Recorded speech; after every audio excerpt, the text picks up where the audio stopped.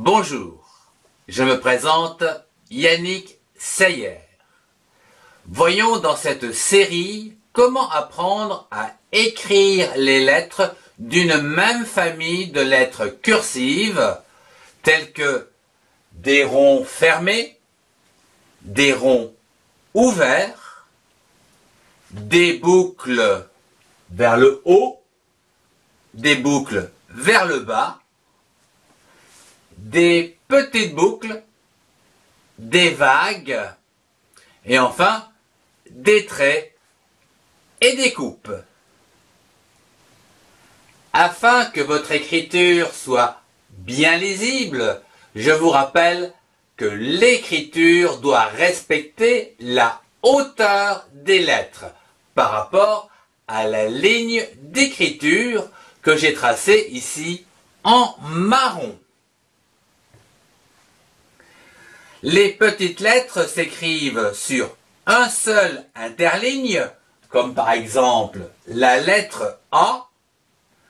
Elles s'écrivent sur deux interlignes, comme par exemple deux lettres moyennes à connaître, la lettre D et la lettre T. Enfin, les grandes lettres s'écrivent sur trois interlignes, comme par exemple la lettre B. Quant aux lettres qui descendent, elles descendent de deux interlignes sous cette ligne d'écriture, comme par exemple la lettre J. Dans ce cours, je vous propose d'apprendre à écrire les lettres cursives de la famille des traits. Comme par exemple les lettres suivantes, la lettre A, la lettre D, la lettre P et enfin la lettre Q. La lettre A, un interligne. La lettre A se trace en trois fois. Le départ est représenté par un point noir et le sens de l'écriture est représenté par des flèches rouges. À présent, je te propose de tracer ensemble la lettre A dans l'espace. À partir du premier point de départ en bas à gauche, trace une petite montée appelée attache droite basse. Puis, à partir du deuxième point de départ en haut à droite, trace un rond complet. Et enfin, à partir du troisième point de départ en haut à droite, trace une verticale qui se termine par une liaison ronde. À ton tour de tracer cette lettre dans l'espace avec ton doigt.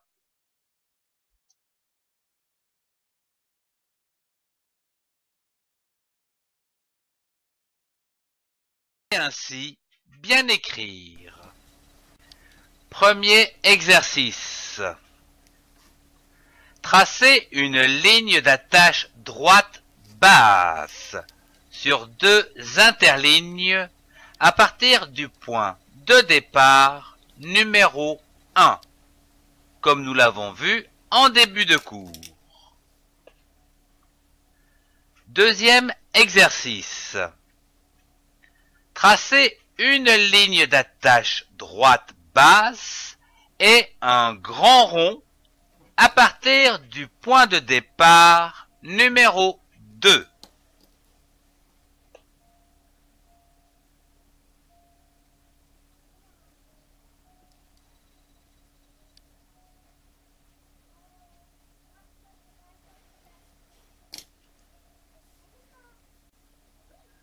Troisième exercice.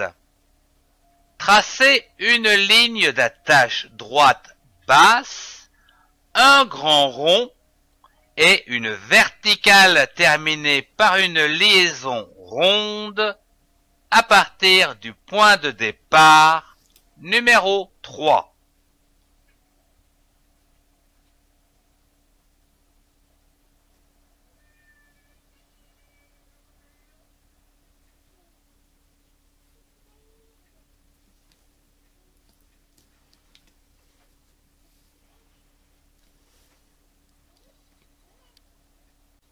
Quatrième exercice. Tracez à présent une ou deux lignes de A en réduisant la taille à deux interlignes.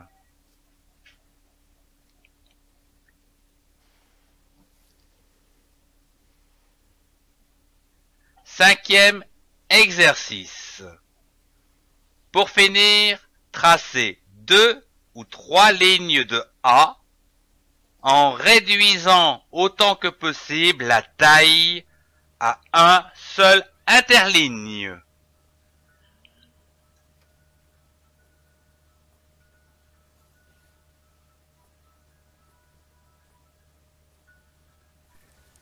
Lorsque plusieurs lettres s'enchaînent, comme dans la construction des mots, il faut rendre les raccords invisibles entre chaque lettre du mot en utilisant les courbes de liaison et les attaches, comme si le mot était une longue ficelle sans interruption. La lettre D, deux interlignes. La lettre D se trace en 3 fois. Les points de départ sont représentés par des points noirs et le sens d'écriture par des flèches rouges. À présent, je te propose de tracer pas à pas la lettre D dans l'espace à l'aide de ton doigt. À partir du premier point de départ en bas à gauche, trace une attache droite basse.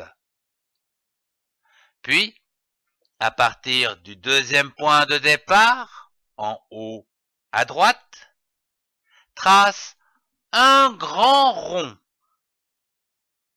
Enfin, à partir du troisième point de départ, tout en haut à droite, trace un trait vertical qui se termine par une liaison ronde. À ton tour de tracer cette lettre dans l'espace avec ton doigt.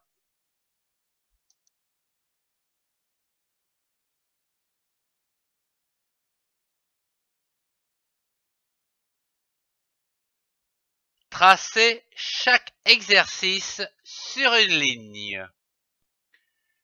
Premier exercice. Trace une attache droite basse. Deuxième exercice. Trace une attache droite basse et un rond en commençant en haut à droite.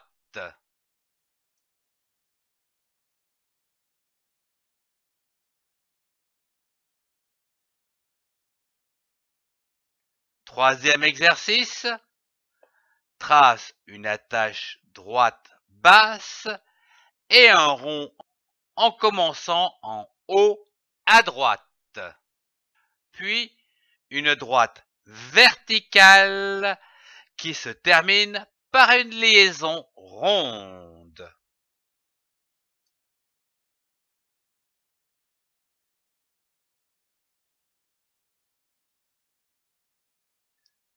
Pour finir, trace 2 ou 3 lignes en réduisant la lettre D, l'attache, le rond, la verticale et l'arrondi.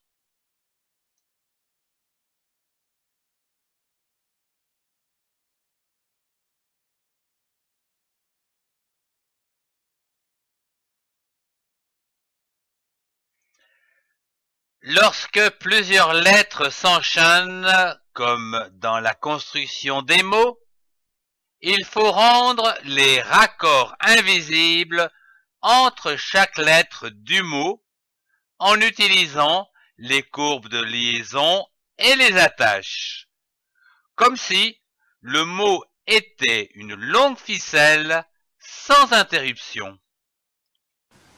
La lettre P. 2 interlignes en dessous. La lettre P se trace en 2 fois. Les points de départ sont représentés par des points noirs et le sens d'écriture par des flèches rouges. À présent, je te propose de tracer pas à pas la lettre P dans l'espace. À partir du premier point de départ à gauche, trace une attache droite haute, puis un trait vertical qui descend. À partir du deuxième point de départ sur le trait vertical, trace un jambage qui se termine par une liaison ronde. À ton tour de tracer cette lettre dans l'espace avec ton doigt. Tracez chaque exercice sur une ligne. Premier exercice. Trace une attache droite haute, puis un trait vertical qui descend.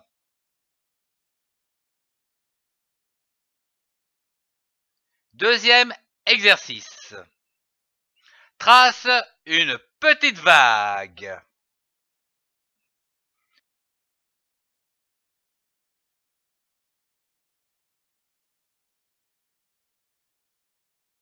Troisième exercice. Trace une attache droite haute, puis un trait vertical qui descend, et enfin un jambage terminé par une liaison ronde.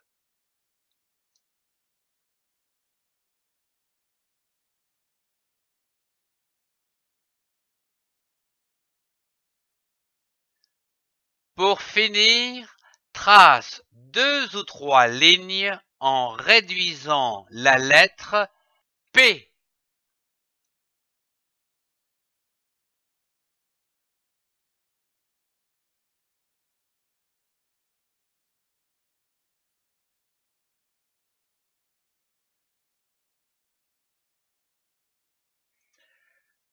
Lorsque plusieurs lettres s'enchaînent, comme dans la construction des mots, il faut rendre les raccords invisibles entre chaque lettre du mot en utilisant les courbes de liaison et les attaches, comme si le mot était une longue ficelle sans interruption. La lettre Q. 2 interlignes en dessous. La lettre Q se trace en 3 fois. Les points de départ sont représentés par des points noirs et le sens d'écriture par des flèches rouges. À présent, je te propose de tracer pas à pas la lettre Q dans l'espace. À partir du premier point de départ à gauche, trace une attache droite basse. À partir du deuxième point de départ, trace un grand rond fermé. Et enfin, à partir du troisième point de départ, trace un trait vertical qui descend. À ton tour de tracer cette lettre dans l'espace avec ton doigt.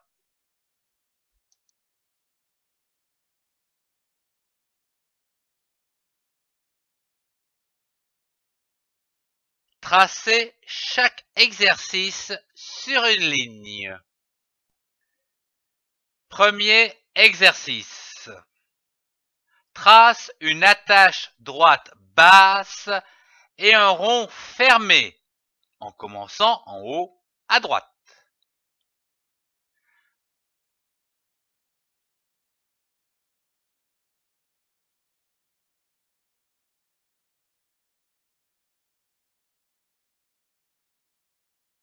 Deuxième exercice. Trace une attache droite basse et un rond fermé. Puis, un trait qui descend.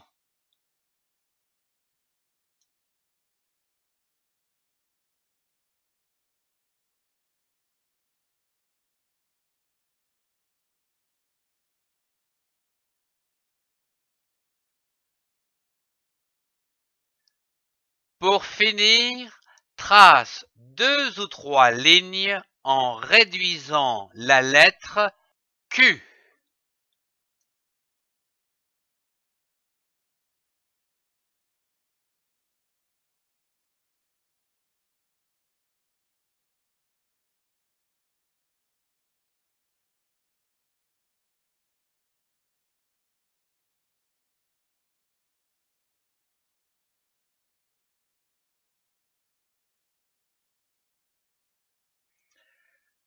Lorsque plusieurs lettres s'enchaînent, comme dans la construction des mots, il faut rendre les raccords invisibles entre chaque lettre du mot en utilisant les courbes de liaison et les attaches, comme si le mot était une longue ficelle sans interruption. Ce cours touche déjà à sa fin.